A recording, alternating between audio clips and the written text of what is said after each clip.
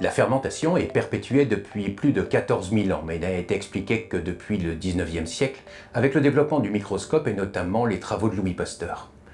On sait aujourd'hui qu'une fermentation est la transformation de sucre naturellement présent dans les aliments, le lait, le jus de fruits, la farine, par un ferment, bactérie ou levure, pour obtenir un produit transformé tel que le yaourt, le kéfir, le kombucha, le café, le chocolat et bien sûr le pain.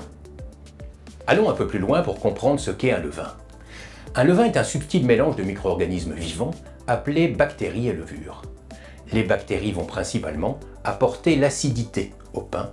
Cette même acidité va donner un goût spécifique mais aussi modifier le profil nutritionnel en favorisant l'absorption de certains minéraux essentiels à l'organisme ainsi que prolonger la durée de vie du pain en ralentissant la vitesse de rassissement et en limitant l'apparition de moisissures.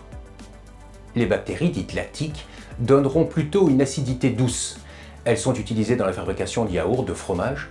Celles dites acétiques donnent un ressenti plus piquant. On les utilise dans la production du vinaigre par exemple. La levure présente dans le levain va principalement intervenir dans la production de gaz, le dioxyde de carbone. C'est grâce à cela que la pâte va gonfler et acquérir une structure aérée ainsi qu'un goût caractéristique. Voyons concrètement ce que cela donne. Nous avons ici un pain fait sans levure, exclusivement avec des bactéries. Il n'est pas commercialisable.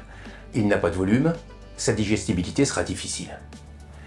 Nous avons ici un pain fait avec des levures mais sans bactéries. Son aspect est volumineux, il est très aéré, sa mie plus blanche. Il est aussi moins aromatique et probablement se conservera moins longtemps. Enfin, nous avons un pain en levain. Réalisé avec un mélange de bactéries et de levures, cette alliance donne au pain l'avantage des deux, un volume intéressant et un arôme typé. Organisme vivant, le levain naît, se multiplie, travaille et meurt à la cuisson.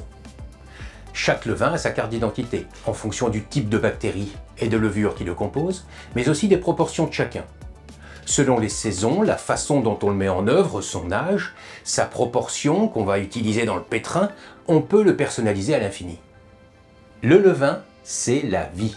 Retenez qu'un levain est une association subtile de levures et de bactéries. Sans levure, il n'y a pas de levain. Bactéries et levures sont complémentaires et travaillent en synergie.